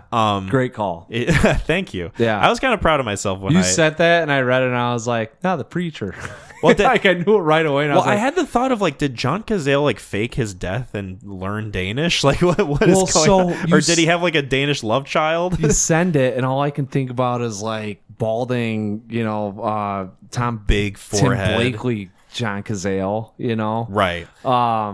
And then I finally saw the thin stash one, and I was like, boom, Fredo, because that guy is in Riders of Justice, I think, right? He might be. I'd have to. Is he the look. boyfriend? Is he like the? Mads is maybe. Yeah, I'm trying to remember. Unfortunately, I can't remember a ton about it right now. But even his character is someone who, like, yeah, he's Mads' friend. He's Ludwig's friend. He's gonna stick up for him, even if it means he's gonna die. And he's not even doing this for like the land that they're on. This is like for this guy, for him. Yeah. Like this story, like, while it revolves around him like cultivating this like untamable land, you're very much right in that like it's about him changing throughout. Yes. Yeah. And it's a great it's a nice little parallel, and I think it's credit to the writer for making both very interesting, and you're invested in both stories. Screenplay by Nicolaj Arcel and Anders Thomas Jensen. Yeah. Like I said, there's a book called The Captain and Anne Barbara, but unfortunately it was only written in Danish. So I was there's no translation. No, I was looking for it because I was like, I wonder if I could get an audiobook on this, or maybe I'll be able to, maybe the library around here will have it. Better download Duolingo. Did they do audiobooks too? I don't. Anyways, they're a language learning app. That makes okay. Yeah. Well, no. So I mean, I'm going through and there's a Danish Amazon. So I mean, it's Amazon, but it's like all in. I mean, I'm gonna keep saying Danish. I'm hoping right. And so I clicked the link. I think you're safe. Yeah. Yeah, I clicked the link and it's all written out in Danish, and I'm like, God damn it. Yeah. Like, they make this film, there's no translatable book. Like, what the fuck?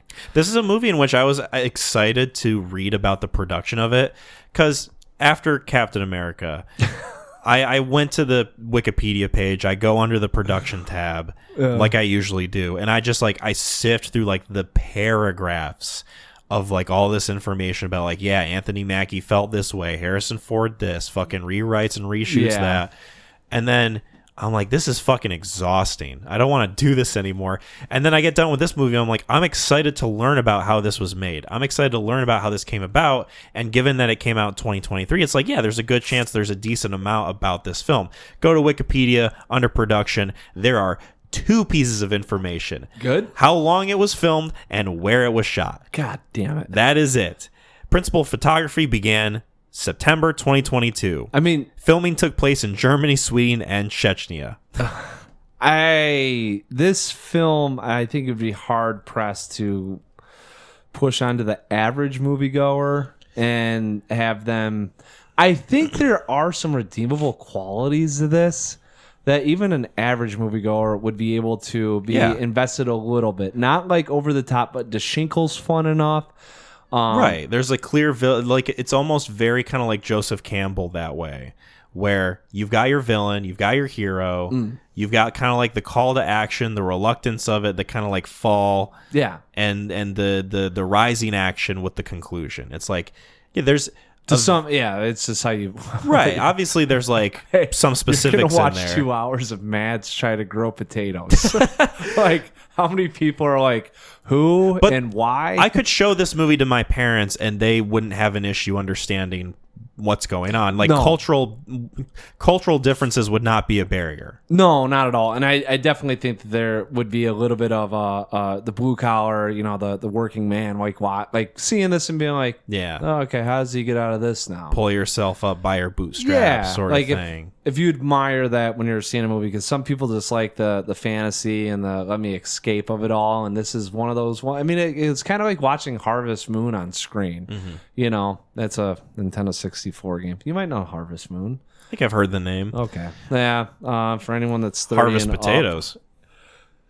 But I definitely called that because one of they for whatever reason they talked about the heath, and then they made it a point all by itself to say, and frost comes in the winter, something like that. And I'm like, potatoes.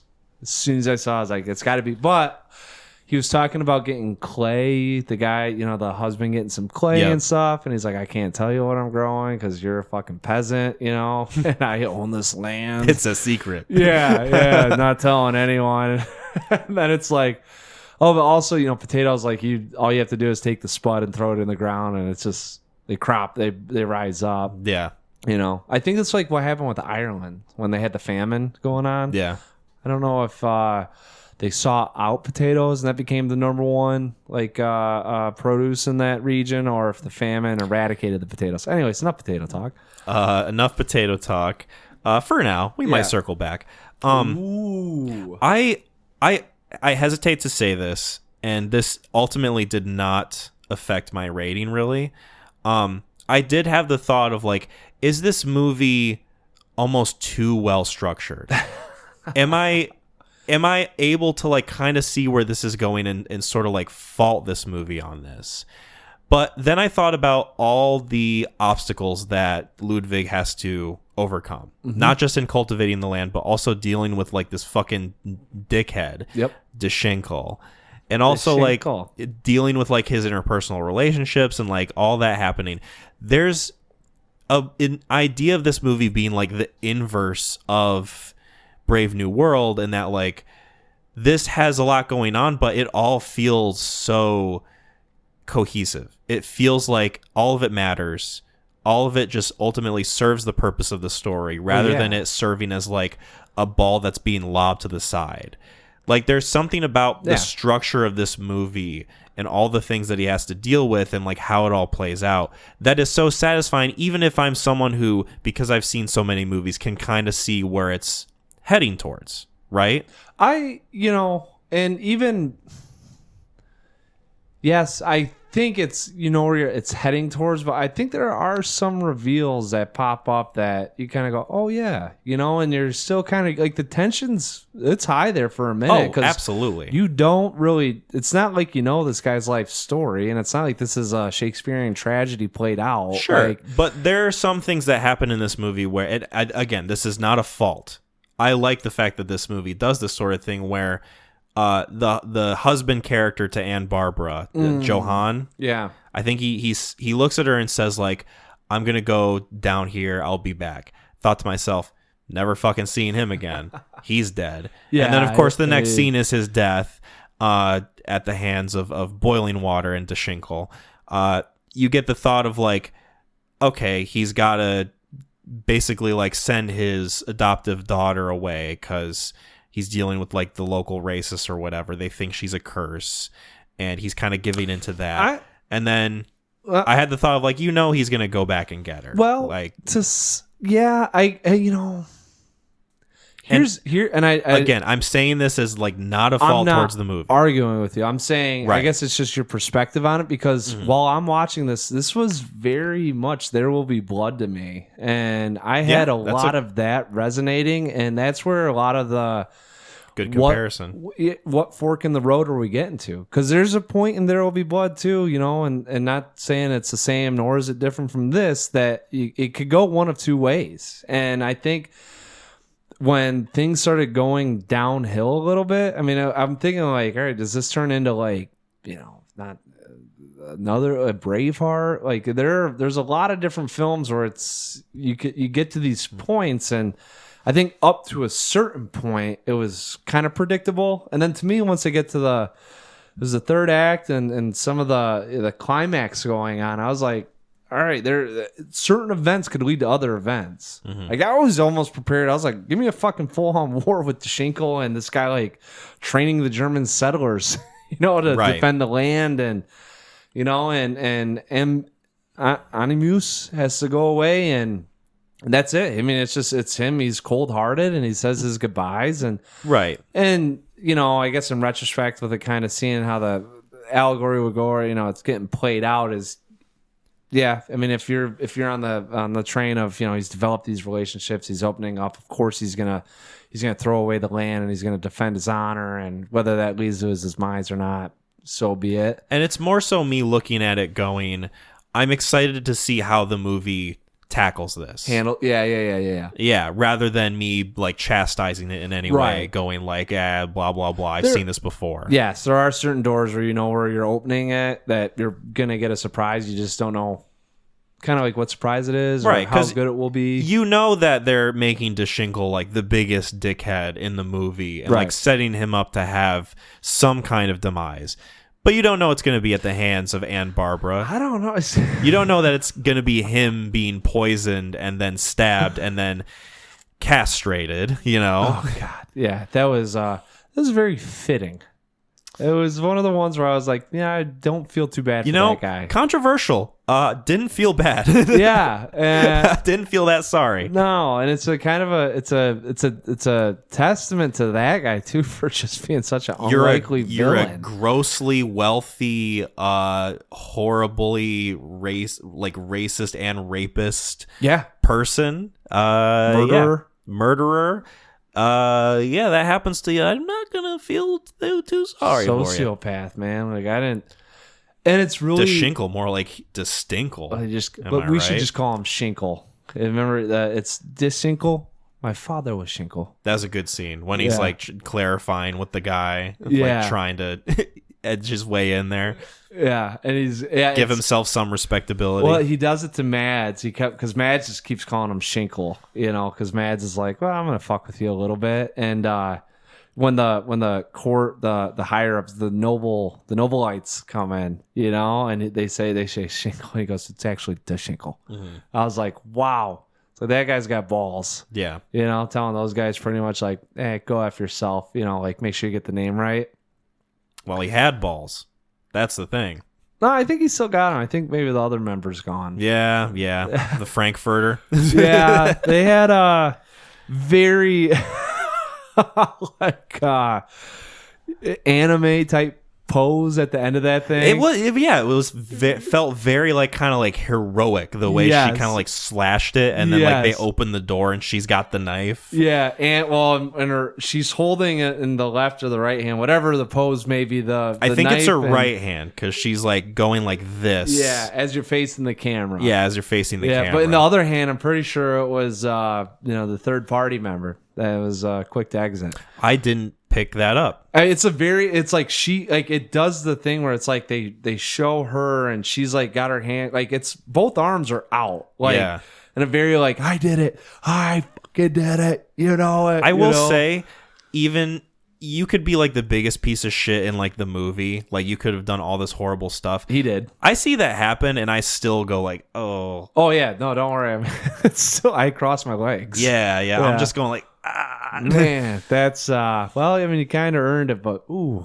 Yeah. still feel maybe not bad. You know, if it could have happened in another way, just let him be drugs. But whatever, Can he I got his go? comeuppance. Can I go on a weird, quick Final Destination tangent? So Oh God, I've watched the first and second movie at this point. Like I'm starting the franchise, and I watched the second one last night. And I'm not going to spoil anything specific. There's a whole like dental scene that you think something's going to happen. It doesn't end up happening, but it's so drawn out. And I hate eye shit in movies. I hate teeth shit in movies. Like it makes me squirm. Yeah. That's why they do it. It's effective. Yeah. But that whole time, it's just like, oh my fucking God, can they just get through this? Next scene. Guy gets fucking squished with like a pane glass. Yeah. He explodes in blood. And I just start laughing. Yeah. I'm just like, holy fucking shit. That was like out of nowhere. Yeah. It's fascinating to me the things that I will just have a strong visceral reaction to. And then the thing that I'm just like, that was fucking funny. Well, there's a certain realism with one of them. The other one's like, whoa, man. Right. The other one is like, oh, we're in Looney Tunes now. Yeah. Those movies are definitely like were designed to be roller coaster rides. Literally, I think that's one of them. Yeah, that's what I'm saying. Like, there's so many ups and downs with those things. Of like, right, they'll have like whole Rube Goldberg ass ways of Yes. people getting killed and like maimed and shit, and then like a lady gets hit by a bus. Yeah, like there's the whole spectrum of how people die. There's unlimited possibilities for what they could pull from to be like what's going to make people squirm and like have them like ultimately enjoy themselves with like, oh, like how did they go this time? That's why I thought it was bold of them to name the fourth movie The Final Destination. Mm-hmm. And then they made a fifth one anyway. Yeah. It's like, what the fuck are you going to do? Not make one? They make tons of money. Yeah. And I never found them fun, but I think like just a little too young when they were coming out to where it was like, there's a sense of realism behind all this of like, what if that did happen? It's basically like high budget version of like 1,000 Ways to Die. Yeah. Right. Spike TV. Okay. I was thinking about the Family Guy. Oh, A Million Ways to Die in the West. Yeah, which I don't know if they... Nope, I wasn't thinking about that, and I never think about that. Never seen it. Me neither. So back to the Promised Land. Yes. Bastarden. The Shinkle's fun. I thought if I had one qualm about the movie, ending's drawn out. It's a little drawn out, but it goes from being maybe like what should have been 5 minutes about 15 20 minutes. And I don't know, I don't mind it as much because to me it's a good kind of inverse of where the movie begins and ends. It's a very good bookmark of like, okay, he starts this thing, he's by himself and he's an ice cold kind of like jaded person, and then by the end of the movie he does kind of end up by himself, but he's now like completely transformed. He's someone who has let these relationships be a part of his life, and now he's got so much more humanity in him than he did before. Like you feel the satisfaction of knowing this guy lived a life of people who like, they were a part of him. He had this like fucking journey. But at the end of it all, like what he got out of it was like the deepest relationship that anybody can have is like, this like father-daughter sort of figure, right? And then at the end, he does manage to rescue Aunt Barbara from slavery, which I was wondering, is this going to happen? I do kind of wish the movie treated that with a little bit more weight towards the end of like, maybe give us like a bit more time with them kind of together. You don't even need to give them dialogue, just like have us spend like some more moments with these two together, like feel the weight of it, because all we really do get is that they get to ride on a horse at the end. But go opposite. You go not do it where the guy with the hemorrhoids comes back and gives him one more message of, hey, she started her journey, and then have him sitting there, his daughter's gone, he's looking at the heath, and it's like he's got a decision to make. And like you just hear the cheer like push back and then end it. Like I didn't need to see them horseback and down. You know what I'm saying? Yeah, I like that too. I think if you're gonna show it, go one way or another. I think is sort of like my idea, right? Like either commit more to the idea of like, yeah, he goes and gets her. Yeah. Or do right, what you said where right. like you get the idea of what he's doing and then the movie ends. Yes. Yeah. We don't need to, you get to make, because it's, not to say it was unrealistic or anything, but everything felt so grounded in that thing. And next thing you know, it just shows the wagon stop, shackles in the grass field. I don't know if he killed the driver or if he bribed him. Like, it's just, and then they're just driving, riding off into the sunset. And it's like, and listen, not enough to knock anything about this film. Right. Just saying that right now. It was like one of those things where I was like, I felt like they could have cleaned the ending up. Like everything felt so tight with what was happening except for the ending. Mm-hmm. And it was just kind of like we're wrapping up loose ends. We're kind of hammering it home, that this guy really felt, love. And it was more than money. It's more than the title. It's more than the name that you have to have of being a nobleman. I mean, there's nothing more in this world that you could have than this. And it just felt like they kind of hit me over the head a little too hard with it. But not enough to knock it. No, not at all. This is a movie in which, like, yeah, there's so much about this that works. Really what stands out to me is there's a lot that stands out to me. It's kind of a redundant statement. Let me guess, Mads Mikkelsen. Mads Mikkelsen standing up quite a bit. There's a lot of him standing and staring in this movie, which I appreciate. No, just like... The visual language of this movie, how warm it can feel, how cold it can feel. One of my favorite shots is when the carriage pulls up and it's DeShinkle like sitting inside of it. Oh, yeah. And I think it's Mads and Ann Barbara, and I think Anton, all three of them kind of like walk out there, or is it just the two of them? It's close. Anton kept like popping up here and there. He like comes and goes. Yeah. There's like at one point where he says like, I'm going to be gone for a while. Yeah. And yes. But there's that shot of like them in like the cold blowing snow. Yep. But like the only source of light is the lantern and then the lights on the carriage. Yep. That looks so fucking good to me. Oh yeah. Like such a good looking shot. Like, there's so much about this movie that's just, this is just gorgeous. I want to see more shit like this.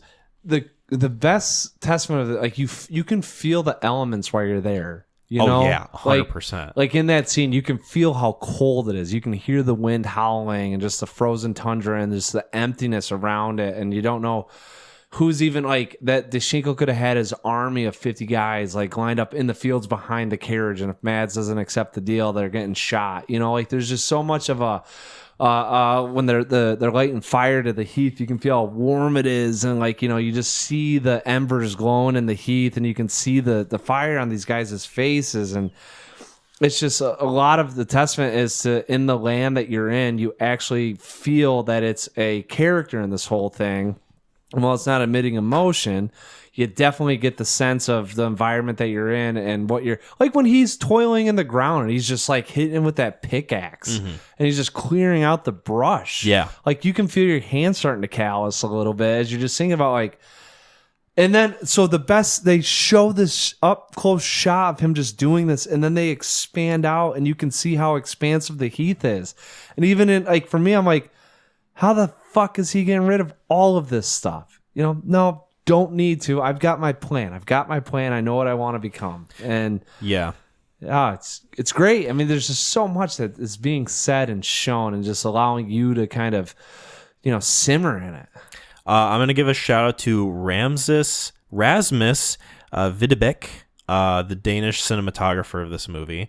Other notable works of his include The Dark Tower, which Nicolas Arcel also directed. Oh, God. Haven't seen that movie, but I haven't heard great things about it. Thor Ragnarok, 12 Strong, and of course, this film, The Promised Land. Thor Ragnarok. I like Thor Ragnarok. It's my number one MCU movie. Yeah, it felt kind of like... Speaking of my ranking. They took a little bit of a turn. They got away from being cartoony and melodramatic. Mm-hmm. That just like... This is one of those movies that I think for me is kind of like hard to talk about without just like repeating myself. Right? Without a doubt. Like I just like fucking great movie. Great, that one of my favorite recommendations from you, I would say. You're welcome. This is up there with like the likes of like Sorcerer and like Sorcerer is so good. Sorcerer is very good. I'd like to do more Friedkin, R.I.P. But I'm thinking about too like all the sort of like Danish films, specifically all the Danish Mads Mikkelsen films that are just like they're like up there for me. Like he's a guy that's a dude. He's a guy that's a dude, but it's so consistent. Like him being in that world of film is just like this is like almost a guarantee for me. Like him in this movie, The Hunt, Another Round, both from Thomas Vinterberg, Another Round, and the Pusher trilogy. Yeah, specifically him in Pusher 2 is he's just fucking great. Yeah, one of these days I'm gonna get you to watch the Pusher movies. That'll be a recommendation. I don't know if it'll take much. Right, right. You know, it won't be a huge push. Yeah, I was gonna say I'm not sitting there going, no. Right. No. Kyle, please. Yeah, God damn it, what are you doing to me and my family? You're owning us. It's like Clockwork Orange, forcing your eyes open. Yeah, no. The strengths of this are very strong. The weaknesses are very weak. You know, which always makes it kind of like a tough, like, what do? You just, we keep slathering it on here about this thing and everything that it's we'll great just about. Keep sucking this movie off the best we can. I was about to say, like, there's just a lot of great points in this thing. The dialogue's great. It's not even like there's like a whole bunch of dialogue. This isn't like narratively driven in terms of, spoken word. Right. But when it is spoken, I mean, it's to a point. It's poignant, I guess you'd say. And, it serves its purpose. And I do have something I do want to bring up. A more specific aspect of this movie. Oh, okay. I don't know why I said it like that. That was weird. Maybe I'll edit it. No, this is always raw and unedited. I enjoy, because I wasn't sure if this movie was going to go the route of, he's with Anne Barbara, but really he's going to get with the royal lady. I never felt he was with Anne Barbara though. Until a certain point, and then there is a big question about what's he going to do. Right, and I like the fact that this movie never like lets him be with the royal, the cousin of Deschinkel. What the fuck? Edel? Yeah, Edel was her name. I like that this movie never makes that happen, because it like I said, it's not afraid to get into like the emotional warmth of it all. Of like, there's like going to be a comfortability to this movie, and that comfortability is the idea that he's gonna be with Anne Barbara. Like he's not gonna really go against that after a certain point. I think the reason why I liked it is this is okay, so I'll just say it this way. She gets like turned on that he sticks up for himself in front of her. And then she's like, oh my God, I love you because this guy's monstrous and you're going to like, so it turns into this like hero complex. I liked it in the sense that this is a poor war veteran, right? Mm-hmm. That decided that he was going to go on the toughest place on earth and grow crops in order to make a penny for himself. Like, to me, it's almost like it'd be like prostitution or something that he did, right? Like that's where I think like at this time, this is what this equates to, like now it'd be like if you're selling heroin to people or something like that, like, not anyways, there's a certain level of you have to stoop to a certain point in order to say, I'm going to make this money. And he did it in the most like unnoble way. That's kind of noble. Like they even say the king's a drunk and has no idea who this guy is and doesn't even really know that he's on his land. Right. Doesn't care. The king's kind of a messy bitch. And Mads this whole time, because he's so unassuming, I have to think, besides being calculated around his plan, like I think if his plan deviates, he gets a little messed up unless it deals with war, that he is like, the king knows I'm here. The king knows I'm here. That he's even so stupid that he doesn't realize the king doesn't give a fuck. Like, we have this land that no one can do anything with, and he's so bullheaded and determined that it kind of gives him like peripheral blindness. Yes, of like, you don't really get to see all what's happening around you. You don't get to see that the king doesn't really care. And I don't want to. It's not that Mads is dumb or anything. We're not saying he's ignorant. I'm just saying like he is a common person that stepped into this role, right? So. With that, and then you have this lady here that's destined for nobility, destined, she's elegant, she's gorgeous, and to end up with him, it's like that just doesn't feel realistic. And there's some movies that do that yes, I feel like it never really feels justified, or like, how did we get here? Like, I guess it makes sense that the movie like wants it to go there, right? Makes it more impactful, but like. Right. Still, there's like some kind of like hurdles that it doesn't fully feel like it jumps over. Totally cinematic is Braveheart is like the prime example of that for me. Yes, yeah, that's a good example. There are the one that kept coming to mind for me was Step Brothers. With the brother and yeah, his wife, Adam Scott. I don't know why that kept popping in my head. I was like, this is what this feels like. I love how I said Braveheart and you said Step Brothers. Yeah, I know. I mean, you're kind of going off the time, and I'm thinking like, this is what it felt like to me though. It's like, yeah, she's supposed to be a little clear-headed. She's married to Adam Scott, who's this. I mean, the Schenkel of Step Brothers, very much so. Yes, right. And like, you just got this guy stepping in, like, I think I'm doing the right thing. Anyways.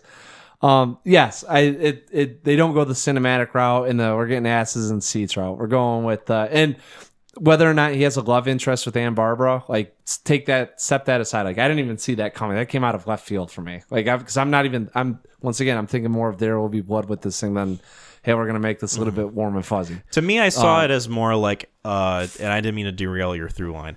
I saw it more as like she just had her husband killed. She is looking for like a source of warmth and comfort. The closest thing to that is Mads Mikkelsen. Well, it's like a pairing of convenience that sort of turns into greater feelings later, right? Yeah, too. Like, he's never been with the girl, it sounds like, and she's like, she even says when they're about to bone, she's like, sometimes like sex is sex. Like, this doesn't make anything or do anything for. She says like, I know your heart is somewhere else. And but so I just mine. need that, and so is mine. Yeah, but like, I just need this. Yeah, like it literally is like this is like a nice trade off. I'll give you this, you give me that. Very right? transactional. Yes, yeah, exactly. Transaction sexual. Yes, there we go. I don't know if that's in the dictionary or not. It is not. I promise you. Are you listening, Weber? Yeah, and.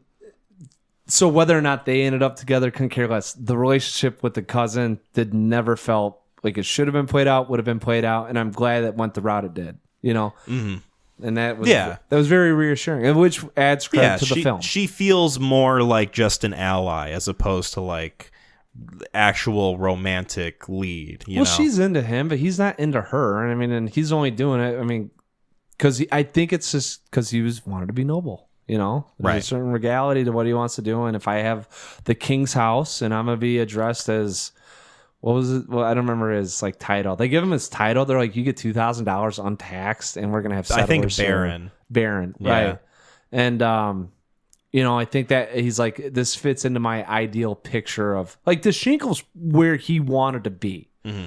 Like if you could have kicked him out the window and stepped in his role, like not to say he would have been happy. That's what his drive was. That was his motivation. So that was another thing too, that's where you, with the fork in the road of, all right, he's opening up. It says a lot about him as a character that at the end of the movie, it makes it a point to tell us like, he left his land and they stripped him of his title. Yeah. Yeah. Yeah, that's the final thing that this movie gives you. That's like, yes, this hits so well. Yeah, I don't know. What else can we wax poetic about this movie? Nothing. I'm just going to tell you right now, one of my favorite quotes, and I wish I wanted to write it down, and I'm actually probably going to write this down at some point. Get it tattooed. No, it's a little too long, and it might read wrong. Yeah, it might not age well. Yeah, I mean, I'd get it. I meant age on your skin. Like, right, it might fade away. Even if I got to Mads' age with that thing, as long as I was like not frumpy. But it's when he hires the gypsies, right? And they come out there and he gives them the medal. He goes, I am General, whatever his name is. And then they're out in the heath in the middle of the night because he can't have the Baron, the Schenkel sing the fire to the land. So they have to do it at night, and the guy, he starts screaming. He goes, the boy turned into the devil, and we came to the heath, and we chased him off the heath. And it was the crazy Captain Willie and the General Bastard and the General. I am the General. And I was like, God, that is so fitting for like the frenetic energy that is going into this film, you know? Yeah. Of like these people. I mean, it's just, I love it. But anyways, I can't, so that's why I looked on IMDb for quotes. I was like, they got to have this on here, you know? Yeah. Nope. No. Sadness. This is the King's Land. Yeah. I was like, well, come on. The driest quote Yeah. for a very dry movie. It's a very dry, barren land. Yeah, you say, yeah. I don't know if it's dry. The movie itself is not dry. Just the landscape. Yeah. Can it be tamed? The heath. The answer is yes, it can be tamed. The heath cannot be tamed. He did it eventually. Such a great like metaphor too. It really is. You know, like that. Now that is a tattoo I could have. Well, I'd probably fall on the same thing. I'd feel like go a little bit better. Of course, then people are like, "What's the heath?" I would just get Mads' face. He's got a very like isosceles triangle of a jawline. He does. It's very odd. He's so beautiful. I had this thought of how unfair is it that he has his nice head of hair, like. He's got such a good head of hair. Like, wow. Everyone's still acting these days. Even Harrison Ford, I was like, dude, they got him a modern haircut. right. I was like, God, I hope I have that when I'm 83. Yeah, you can only The pray. whitest hair ever. And they're like, hey, we're going to fade you off. We're going to get you a little comb over here. Yeah. Man. And Mads too. Mads got, but he's got like more of like a sandy, like a sandy hair look. Kind of, you know, it's like very... It's thin, but there's a lot up there. It kind of just rolls like amber grains. Yeah, it's great. And then God said that I should not have good hair by 25. Yeah, just jealousy. You probably did that with Harrison Ford. It's very much jealousy. Especially the older the person is, the more I'm just like, God damn it! Like God hasn't gotten to you yet. Yeah. What the?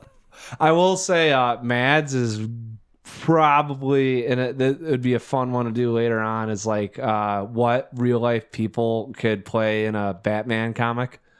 Yeah. Remember the Batman comics where they like they go like triangle down and it's like all, you know, it just like leads to a point. Mm. Very much like 1990s cartoon Joker. Bottom half, jawline. Yeah. He's got it. Shall we get into ratings? For The Promised Land, Yes. aka The Bastard, aka Bastardin. I'll go first. Okay. This is a 9 out of 10. Oh, Very great movie. Had Damn. so much fun watching this. I was locked in the whole time. yeah. Anytime I had to pause it, I did it begrudgingly because I'm like, I just want to keep watching this thing. Piper, can you not get your own water? But she wants sink water, so I have to pause the movie and give her sink water. Right. Because she calls for it. This is her house, not mine. This is her heath, and she's cultivated a habit of me giving her sink water. Yeah, no, great visually. Love the story, love the acting. Like I said, this is one of those movies where it's like, it's hard to talk about because it's simplistic in how great it is. Hard to talk. We just waxed for like 90 minutes. We really did, but like, I don't know. There's movies where we both love them, but I feel like we can go so far into about like the meaning of it and like what it represents and like the context around the making of the film. This is one where it's just like, yeah, fucking great. Throw it on. Watch it. Have a good time. Yeah. Yes. So 9 out of 10. 9 out of 10. Okay. Tough one to follow up. It's like, I love this thing. Once again, I mean, I'm in the same boat. I think like, it was late. It was Saturday night, you know, and it's like I had to do dishes or something. So I mean, like, you know, when you pause something, you kind of like hurry to go do whatever you have to do. Yeah. And like you keep looking back at the TV to make sure it doesn't go unpaused. I had to do that a couple times. It's like, damn it. This thing will probably turn into something that I quote quite a bit. The Shinkle is, you know, like he grotesque, but like. For me, it's kind of like I rewatched Gangs of New York, like Bill the Butcher grotesque, like a very charismatic villain, you know? And there are villains that you just want to hate. There are villains that aren't very good, Brave New World. And then there's charismatic villains where you're like, I probably won't forget that guy. And I think he's going to fall in that realm of, and that's a credit to the actor that did it. Story's great, and once again, if you watch a film that makes you think about it days later, and chuckle and like kind of think about like what's the purpose, like you found a good one. This is a good one. This is a 9 out of 10. I think upon a rewatch, if I sit down and watch this again, because I'd be curious as to, because everything's played out. Yeah. So like with the rewatch, I don't know how much I get, but it's I think more of like the enjoyability of like, okay, I'm still invested. Like, I know all the outcomes, yet I'm still like, oh, what if you did this here? You know, you get more theory. Anyways, on it. There you go. Yeah. Cool. Well, we got something else to do. Speaking of Mads, Nice. I came up with a little game. All right. I call this game Mads About You. Yeah. And all right. in this game, I'm going to show you an image. So it's Okay. going to be a more visual game, but if you're listening on YouTube, you can go to that version and you'll see what picture Hell yeah. I'm about to show Mac. There we go. So I'm going to show you a picture. It's going to be of Mads Mikkelsen in a movie. It's all of them. Easy. Done and done. And I just want you to guess what movie it's from. Okay. You get 3 guesses. If you don't get it in 3 guesses, I'll tell you what it is. Okay. So here's the first one. Oh, Bond. Which one, though? I have to get the Quantum of Solace. Nope. Casino Royale. Yes. Casino Royale. Mads Mikkelsen is the villain in that movie, Casino Royale. It's probably a lot of people's first introduction to Mads Mikkelsen in the States, I would anyway. say 85%. Yeah, in the States. That's fair. Number 2. Riders of Justice. There we go. That was a layup because we covered that one on the podcast. It was your recommendation. Also, he's very distinct looking in that movie. Yes. His shaved head with the beard. Come on. Like, he What did we can give? pull off any look. Is that an 8 out of 10 for me? 7 out of 10? I gave it a 7. I think it might have been a 7 or 8. You were a bit higher on it Yeah, than me. I liked it a little bit more. Unfortunately, now I'm thinking about it, I was like, boy, I don't really remember a whole lot that was talked about in that film. Could re-listen to the episode. Yeah. Image number 3. These are all films. Yes. Well, there's going to be a TV show. I was but about to say I Hannibal, because I was going to guess Hannibal Lecter. But that's not it. Nope. Another round. No.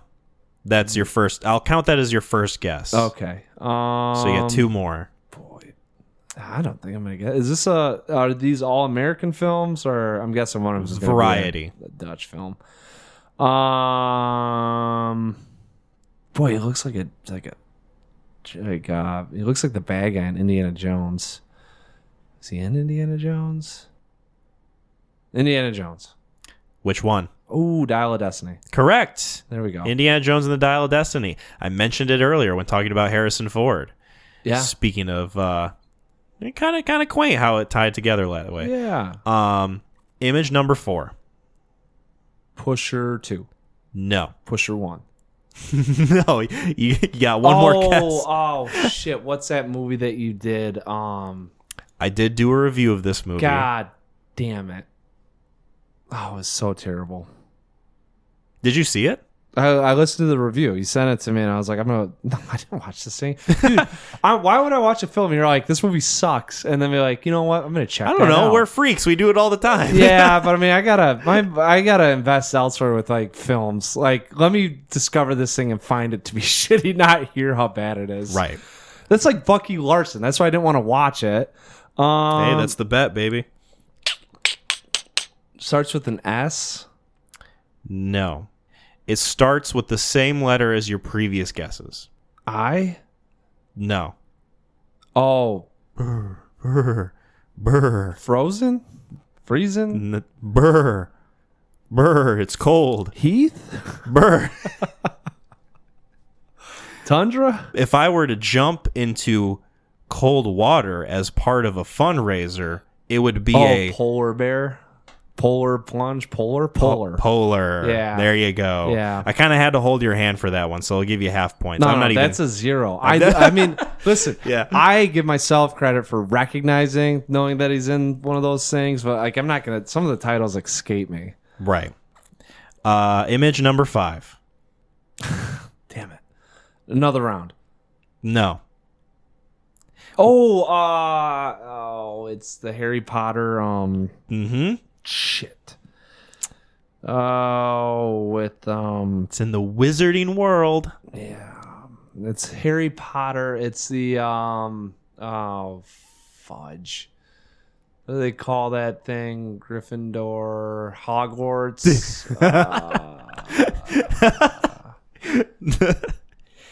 Come on, you'll get it. No. Can you give me at least part of the title? No, I cannot. I saw him like, oh, Fantastic Beasts. There you go. And where to find them? That's the first one. Fantastic Beasts and Fantastic Beasts and the Crimes of Grindelwald of course Grindelwald. is He what. plays Grindelwald though, right? Yeah, he plays basically third version of Grindelwald because Colin Farrell then transforms into Johnny Depp, who then got canceled and then was replaced by Mads Mikkelsen. Nice. So great franchise consistency. Yes, love that. Third version in 2 films. Right. You know you hit it. Image number 6. Oh, that's Doctor Strange. Correct. Yeah. Doctor Strange. I don't even remember his character's name in it, but I don't either. very, very underutilized in that movie. Well, that was my first introduction of him, I think. Really? Oh, trying to think I'm not a Bond guy, so Yeah, I'm trying to think of what mine was. And actually, if I can be quite serious, I saw The Hunt before I saw any of the American films. Yeah. Yeah, and I was like, man, that guy's got some chops. Great first go. Yeah. Image number, I think 7? Another round. No. The Hunt. Yes. It's The Hunt. Young Mads. 2012. Mads Mikkelsen. God, he looks like he's aged so much since. Like he's gotten more triangular with the jaw. I know, but like he's aged into more of a snack. Like he was a snack. He currently is a snack. He probably will be a snack. Yeah. Given like 10, Hannibal 15 Lecter. years. Yeah. Image number 8, and this is the last image. Hannibal Lecter. Yep. Yeah. Hannibal Lecter from Hannibal.